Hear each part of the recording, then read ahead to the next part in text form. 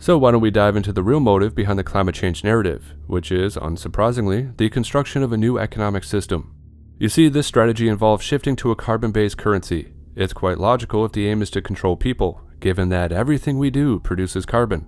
It basically gives them the ability to restrict your actions across the board, with no way to escape it. Climate change serves as the vehicle for this economic overhaul. It provides the public with a reason for the change, a beacon to follow, albeit a misleading one, but it also enables a global shift in currency systems. It's very, very sinister, yet very cunning, which is a reoccurring pattern with this entire agenda. Fortunately for us, their execution is clumsy, and more people are waking up to what's going on every single day. Now, if they were truly great with their execution of this plan, well, at that point, we'd truly be in trouble, but that's not the case, so we got lucky in that regard. I still think it's pretty wild that so many people fell for it, especially the environmentalists. It's a lofty idealism combined with a limited perspective. They have their heads in the clouds, man. I mean, for example, they host panels at Davos on monetizing nature every single year, and it's an abomination. Anybody that believes themselves to be some sort of environmentalist should be ardently against this corporatist agenda to subvert nature for profit. Well, I guess it's really leveraging nature against humans for the purpose of liquidating their personal wealth via taxation, but I'm pretty sure my point still stands. Anyway, here's the president of Singapore telling the World Economic Forum that he wants to put a price on everything in nature. If we don't manage water well, if we let soil health deteriorate and you lose moisture in the soil, if you degrade the wetlands, you also reduce carbon sequestration, which accelerates global warming. And global warming then dries the soil, leads to further problems in the forests, and you get that vicious cycle. So we're dealing with something which the science is very clear on, but it must then be reflected in our governance approaches, in our policies, in our financing strategies, including some of one of the very important areas of potential, which is developing the market for credits. Just like we've got carbon credits, we need to develop the market for water credits and biodiversity credits. And I'll come to that in a moment. Nature-based solutions are a big thing. They're an extremely important part of global warming mitigation, climate change mitigation. You can argue about exactly what percentage of mitigation should come down to nature-based solutions. But we know that there's so much good that arises from nature-based solutions that's not just about reducing carbon emissions or capturing more carbon, but also about all the other core benefits of nature-based solutions. Reduce pollution, reduce heat, improved disease management, a whole set of other benefits. But think of nature-based solutions not just in terms of carbon. Think of nature-based solutions as a way of managing water, carbon emissions, and preserving biodiversity. Because if you think of them together, the ripple effect is much larger. Now the gleeful commoditors at the World Economic Forum are championing water credits and biodiversity credits. These people want to use climate to justify inserting middlemen between humanity and every aspect of nature. If they could charge you for oxygen or stargazing at night, they would. End of quote. And yeah, 100% right. Alright, up next we have the head of the EU, reinforcing the Monetizing Nature plan. We'll get to the Trump speech at the end, but he did withdraw from the Paris Climate Accords again, and it was a hot topic at this year's event. Ursula von der Leyen was particularly displeased and mentioned it a few times. Ladies and gentlemen, the coming years will be vital, well beyond Europe. All continents will have to speed up the transition towards net zero and deal with the growing burden of climate change. Its impact is impossible to ignore. Heat waves across Asia, floods from Brazil to Indonesia, from Africa to Europe, wildfires in Canada, Greece, and California, hurricanes in the US and the Caribbean. Climate change is still on top of the global agenda. From decarbonizing to nature-based solutions, from building a circular economy to developing nature credits, the Paris Agreement continues to be the best hope for all humanity. So Europe will stay the course and keep working with all nations that want to protect nature and stop global warming. Alright, so she says she wants to decarbonize the entire West, she wants nature credits, economic degrowth, and a circular economy. She claims these are the best shot for the quote-unquote global agenda. And the reason? Well, if you put those together, they usher in a new form of government. Have you ever laid your eyes on the proposed global government structure? Well, here it is on the screen. Yep, the one world government, managed by the UN and central banks, with organizations like the WEF and the Council on Foreign Relations near the top. Policy would be rolled out by NGOs and corporations, pretty much exactly what they've been up to for years now. Nations are seen as the policy enforcers, so national sovereignty goes out the window, leaving you at the very, very bottom. Yeah, you're the policy subjects. And as I mentioned, she also brought up the circular economy. And just so you know, that's just a fancy way of saying you'll own nothing and be happy. Yeah, it's all about the renting economy, so no ownership at all. Sounds awful, but that's the gist of it. They're crafting a regulatory noose that chokes off your future, leaving you high and dry. However, did you also catch the part where she outright lied about natural disasters too? Take wildfires for instance.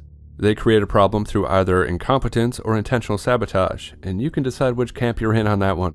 However, but then, they leverage those crises to push for absolute control over individuals. It's diabolical. They're even exploiting climate change as a pretext for massive social engineering, nudging the population towards behavioral changes. That brings us to this guy right here, William Marshall, the CEO of Labs, and he wants to invoke behavioral changes in the masses so they fly less and stop eating meat. Also, this is, we can work on the big institutions and we can work on periods of time when we decide, behaviorally, when we decide something is important. We still evidently haven't decided climate is really important. But that's a behavioral shift that could happen very quickly, as has happened on gay rights and women's rights and so many things before. So I think we've got to keep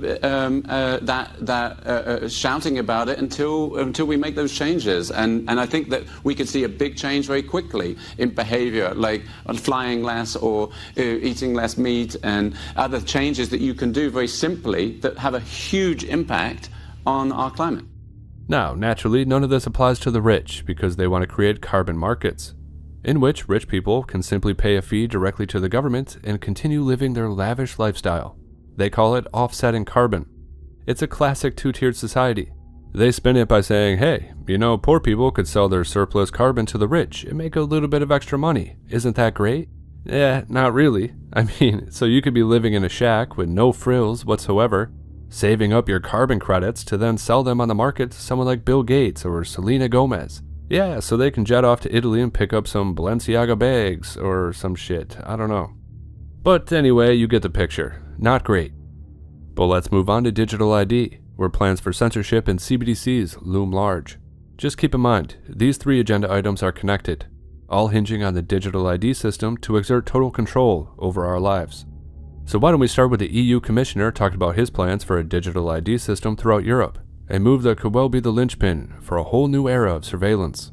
One other thing, Commissioner, let's just take the number of European countries which do not have digital biometric access at the border point for non-EU EEA. Now, if the UK, with all its inefficiencies, can manage to let the US, Australia, blah, blah, blah, use biometric machines, why can't Germany? I will answer directly to your question. By 2026, already most of the countries are ready to implement that. And by 2026, the rest of the countries will be ready. And throughout the European Union, we will have digitalization in our ports, in our entrance, everywhere, in airports. Okay, but which will make things faster and easier for the traveler.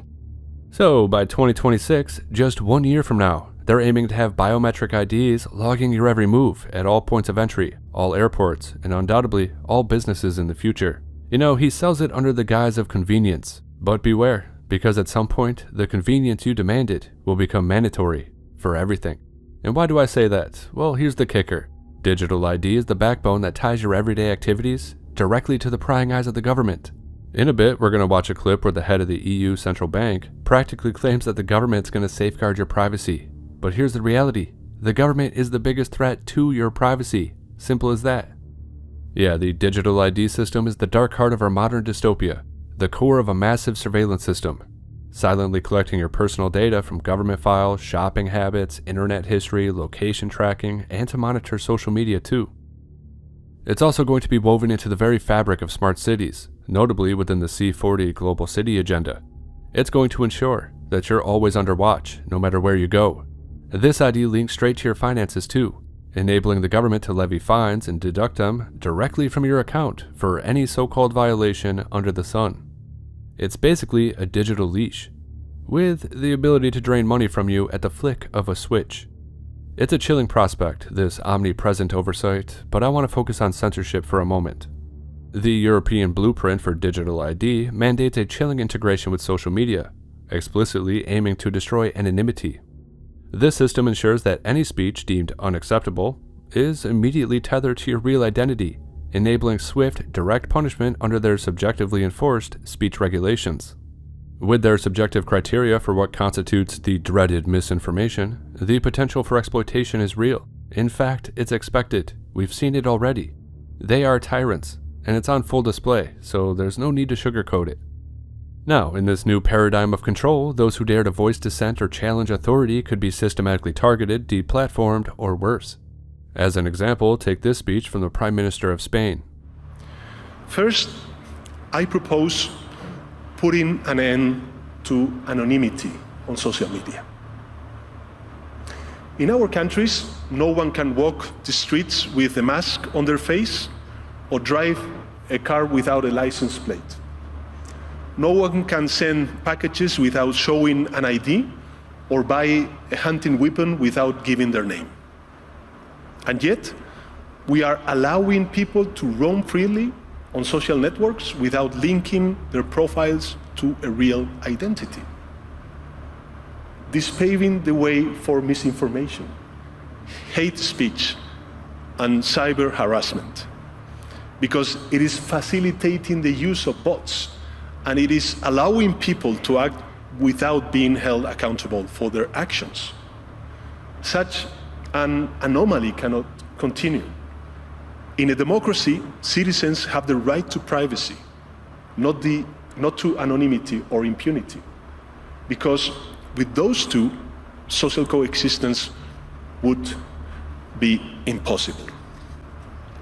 That is why I believe we must push forward the principle of pseudonymity as the functioning element of social media, and force all these platforms to link every user account to an European digital identity wallet. This way, citizens could use nicknames if they want, but in the case of a crime, public authorities would be able to connect those nicknames to real people and hold them responsible. Because accountability is not an obstacle to freedom of speech, it is an essential complement to it. On social media user, or it's much better to say, one social media user, one real ID. This is the only way to really ensure that minors do not access inappropriate content, that people who commit crimes are banned or prosecuted from social networks, and that the millions of fake profiles that exist and influence the public conversation are removed.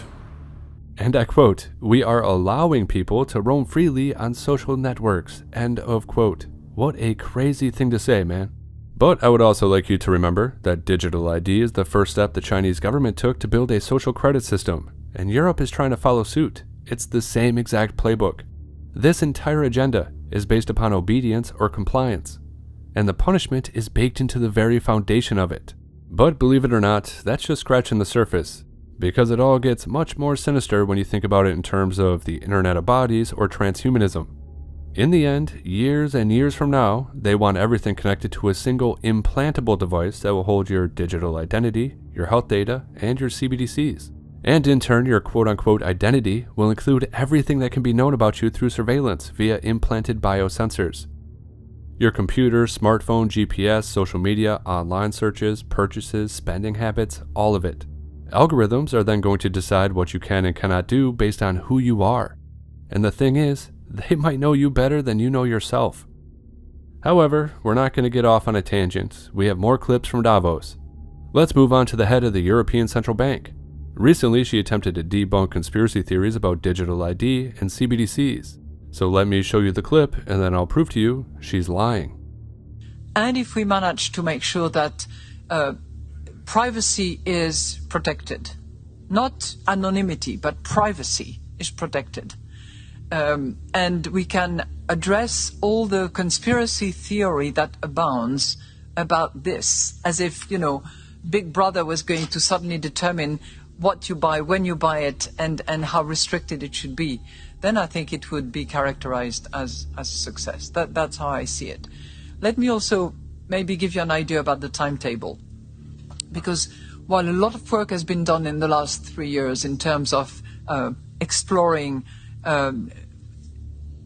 surveying the Europeans and what they want, it's not until later in October that the Governing Council will decide whether we can move ahead with more piloting of the project.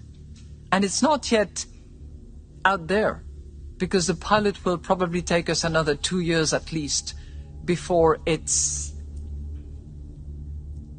the final say by the Governing Council on the basis of the legislative proposal that has been put on the table by the Commission that will come to you, that we will be able to move ahead. So it's taking all that into account and working hard and adjusting to the technologies that will be best conducive to the success that we will move forward with what I personally think should be a key option for Europeans to transact. Yeah, as if Big Brother were going to try to determine what you buy, when you could buy it, or how restricted it should be. End of quote. It's almost comical, because that's precisely what they're doing. They're quite open about it too. First example, here's the head of the IMF discussing how they can track every dollar in circulation. We tend to establish the equivalence with cash, and there is a huge difference there.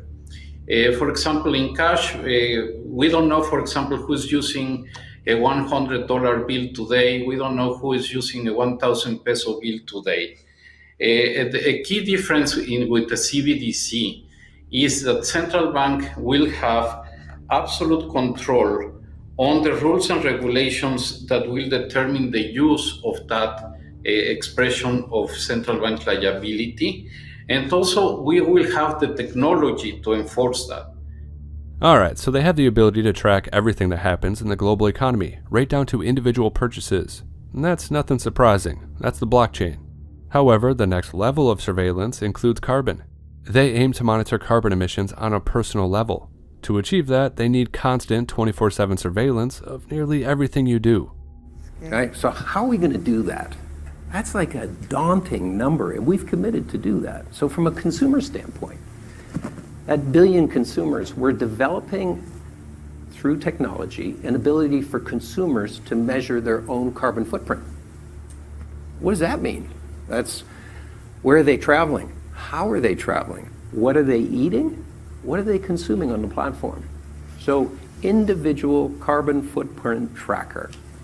Stay tuned. We don't have it operational yet, but this is something that we're working on. Okay, so how does programmable money tie in with the personal carbon limit? Well, it all comes down to whether or not you've gone over your monthly usage. And if you have, there are two possible case scenarios for that. The most openly talked about penalty for a person going over their individual carbon limit is that they'd simply get charged for doing so. Just the same as what happens to large companies today. Taken too many car trips this month, or bought a little bit too much meat. In that case, you'd simply get a bill at the end of each month from your government, so you can pay the price of being a naughty citizen. As your entire carbon usage would be tracked by a government CBDC, there would be no way to hide how much carbon you've used. And since they now also hold the keys to your money, they won't even need to send you a bill for your excess usage. Potentially, they'll just automatically pull your fine from your bank account. So now let's look at the second option of what could happen if you go over your monthly carbon limit and potentially Obviously, this could give your government more ways of controlling your life, and in order to do so, we just have to look at what's happening in China. As we already know, the Chinese government can already take away people's ability to buy certain items through a social credit system linked to their bank account, which is exactly what your government could do as well when a programmable CBDC inevitably comes into play in the West. And it's very possible they could use a CBDC to program your spending if you step outside the limits of your monthly carbon allowance. For example, have you refilled your card too many times already this month? You could find that next time your card simply doesn't work at the pump. Or did you recently fly to the other side of the world to visit your family? Well, until your monthly limit resets, it's possible that you may not be able to buy so-called high carbon food items like coffee, meat, chocolate, or potatoes. Again, this scenario is just theoretical at this point. However, with the power of CBDCs,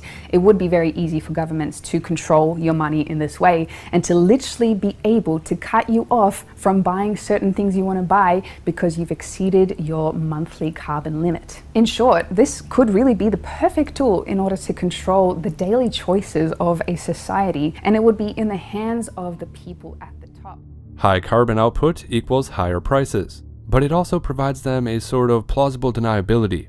Now, I say that because this plan would discourage you from buying certain items while still maintaining the illusion that you have the freedom to buy whatever you want. And of course, they're not going to mention the fact that carbon-based variable pricing essentially removes that choice for you. Oh, sorry, you've exceeded your carbon limit, so that steak is now going to be marked up to $100. Maybe you would like to substitute that with cricket protein. Yeah, that sort of thing. The higher prices are not going to impact the rich though, will they? Exactly, another example of a two-tiered system.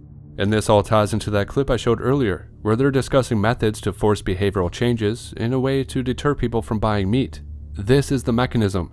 Measure carbon emissions, and if you're over the limit, you can't purchase certain products. Or they're just priced out of your range, essentially removing the option entirely. It's really as simple as that.